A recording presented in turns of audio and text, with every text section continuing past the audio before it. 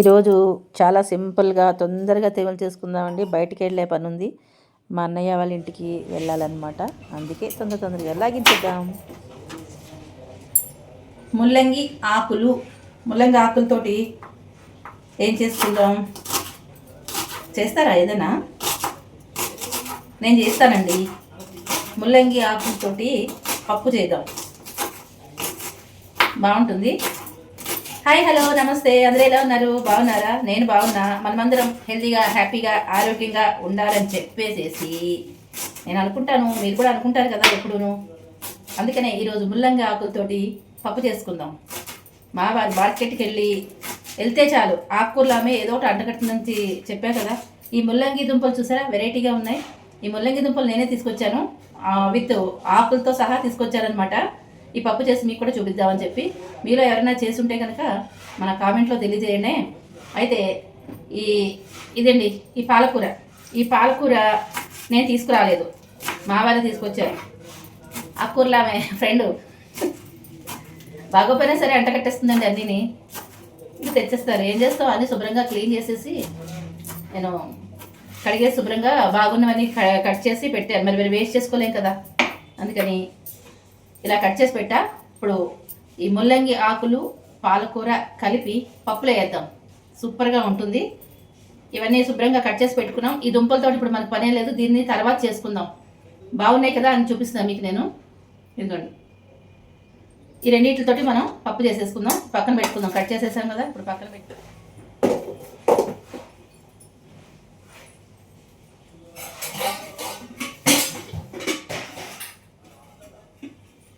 ఇదిగోండి, మనం అన్ని కుక్కర్లోనే చేసుకుంటాం కాబట్టి కుక్కర్ తెచ్చేసుకుందాం.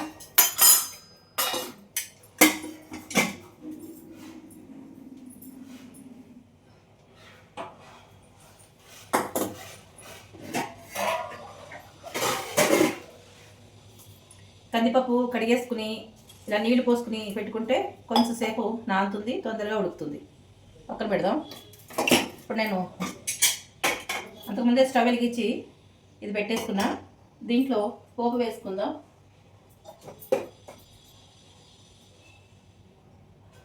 కొద్దిగా ఆయిల్,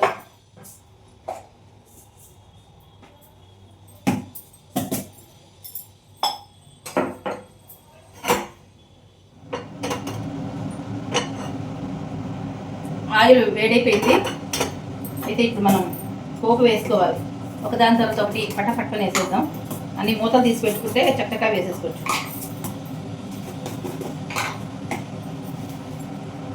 ఆవాలు, మెంతులు కంపల్సరీ, జీలకర్ర,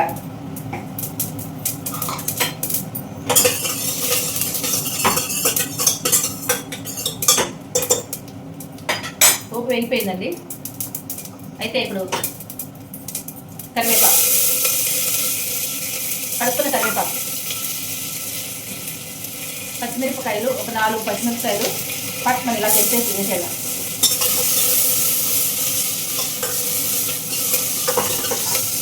ఇదిగోండి, ఇలా తక్కువైతే ఎక్కువేం ఆయిల్ వేయాల్సిన అవసరం లేదు.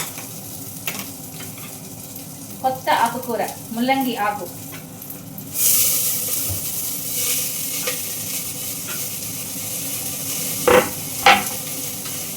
పాలకూర. ఈ పాలకూర అనేది ఖచ్చితంగా పోపు వేసిన తర్వాత ఆయిల్లో కొద్దిసేపు మగ్గనిస్తేనే రుచి బాగుంటుందండి. డైరెక్ట్గా మనం పప్పు ఆకుకూర కలిపేసి పెట్టేస్తే ఎందుకో నాకు అంత రుచిగా ఉండదనిపిస్తుంది. నేను అందుకని ప్రతిదాన్ని కూడా ఇలా పోపు వేసుకుని పోపులో ఇలా వేయించేస్తాను. కొంచెం సేపు మగ్గనిస్తే ఆయిల్లో బాగుంటుంది అనమాట.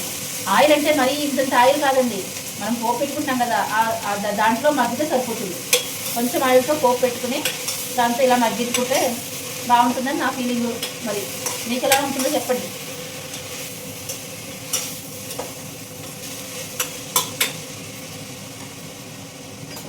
ఇందులో ఇప్పుడు కొంచెం కారం వేద్దాం. పచ్చిమిరపకాయలు వేసినప్పటికీ కారం వేసుకుంటే బాగుంటుంది. మీ దగ్గర మెంతి కారం ఉందనుకోండి, మరీ మంచిది, సూపర్ టేస్టీగా ఉంటుంది, అది వేసేసుకోండి. నేను ఒక స్పూన్ కారం వేసుకుంటున్నాను. తర్వాత పసుపు,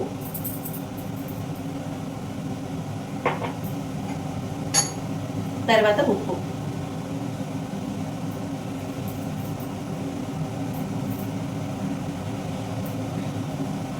ఆకుకూర కదా, ఎక్కువ ఉప్పు పట్టదు, కొంచెం తగ్గించి వేసుకోండి. ఇవన్నీ వేసిన తర్వాత వీటిలో పులుపు అనేది ఉండదు కాబట్టి మనం చింతపండు, ఇదిగోండి ఈ మాత్రం చింతపండైనా వేసుకోవాలి. చింతపండు శుభ్రంగా కడిగేసుకుని మీరు గుజ్జు తీసుకుని పులుసు పోసుకున్నా పర్వాలేదు. నేను ఇంకా అవన్నీ ఎలా చేయను, మేమిద్దరమే కదా కాబట్టి మేము ఎట్లయినా అడ్జస్ట్ అవుతాము. ఈ చింతపండు ఇలా కడిగేసేది, శుభ్రంగా కడిగేసి ఇందులో వేసేస్తాం.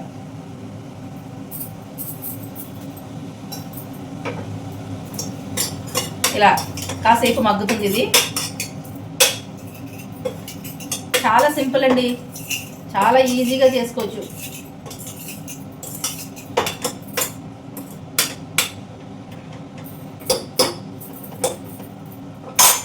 ఇట్లా మూత పెట్టి ఒక 2-3 నిమిషాలు మగ్గనిద్దాము. మగ్గిన తర్వాత మనం పప్పు వేసుకుని కుక్కర్ మూత పెట్టేసుకుందాం.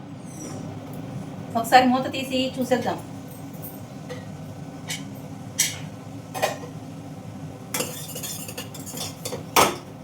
బాగా మగ్గిందండి. సరే, ఇలా మగ్గాలన్నమాట చక్కగా.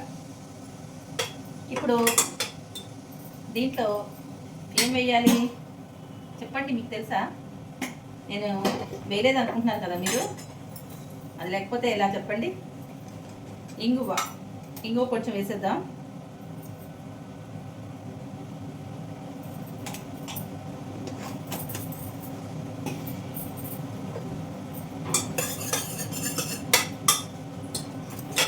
చూసారా ఎలా మగ్గిందో చక్కగాని. ఇలా మగ్గాలండి. మనం ఆ కొంచెం కొద్దిగా ఆయిల్ అయినా సరే కానీ ఇలా మగ్గిందనుకోండి ఆ పప్పు సూపర్గా ఉంటుంది, అద్భుతంగా ఉంటుంది. కలిపి పెట్టేస్తే అంత రుచిగా ఉండదు మరి నాకు. చూసారా ఇంగువ వాసన భలే ఉంది.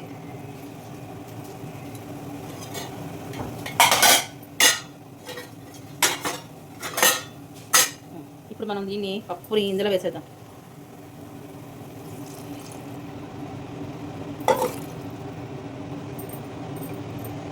కొద్దిగా నీళ్ళు పడతాయి నాకు. ఈ పప్పు మిగిలిన పప్పుని ఇలా తొలిచేసి వేసేసుకుందాం.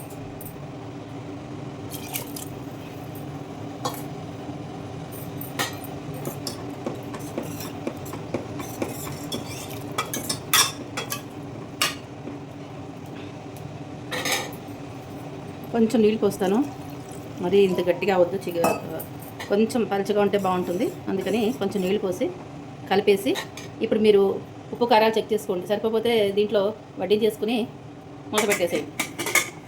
మూత పెట్టేసిన తర్వాత ఒక 5 to 6 విజిల్స్ వచ్చిన తర్వాత ఆపేసుకుంటే పప్పు లక్కలా ఉడికిపోతుంది. ఎప్పుడు చెప్పేదే ఎప్పుడు పాడే పాటే అనమాట. ఉడికిన తర్వాత చూపిస్తాను మీకు నేను.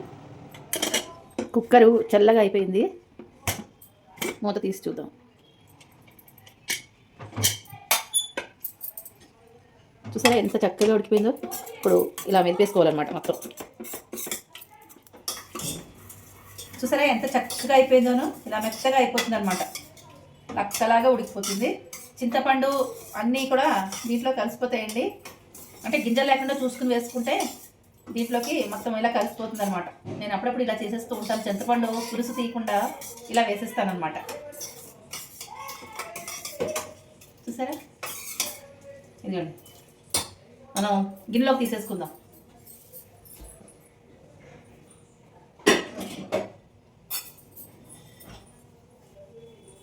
దీంట్లో డిష్ అవుట్ చేసేసుకుందాం. నచ్చిందా మీకు?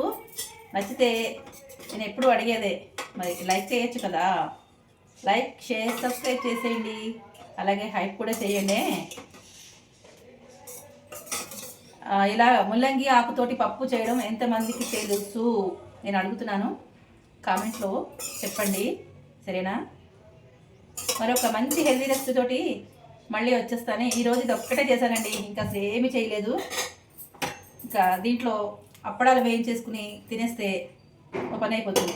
కూరగాయలు ఉన్నాయి కదండి, మన క్యాబేజీ, ఆవకాయ ఉంది, తర్వాత ఉసిరికాయ, మెంతికాయ ఉంది, ఉసిరి మాగాయ, అవన్నీ ఉన్నాయి కదా, అవన్నీ వేసేసుకుని ఈరోజు దీని ఒక్కదాంతో లాగించేస్తే ఒక పని అయిపోతుంది. ఇప్పుడు బయటికి వెళ్ళే పని ఉంది, అది కూడా వీడియో నేను షూట్ చేస్తే కనుక మీకు తప్పకుండా షేర్ చేస్తాను, మీతో షేర్ చేసుకుంటాను. అందుకే ఇది ఒక్కటే చేశాను అనమాట. గబగబా భోజనం చేసేసి ఊరి మీద పడితే మరి ఏ టైంకి వస్తానో తెలీదు. జస్ట్ సరదాగా అంటున్నా. మరి పండగ పిండి వంటలు చేసుకోవాలి కదా ఫ్రెండ్స్, అందుకనే వెళ్తున్నాను. సరే మరి ఉంటాను, టైం అయిపోతుంది. Bye bye.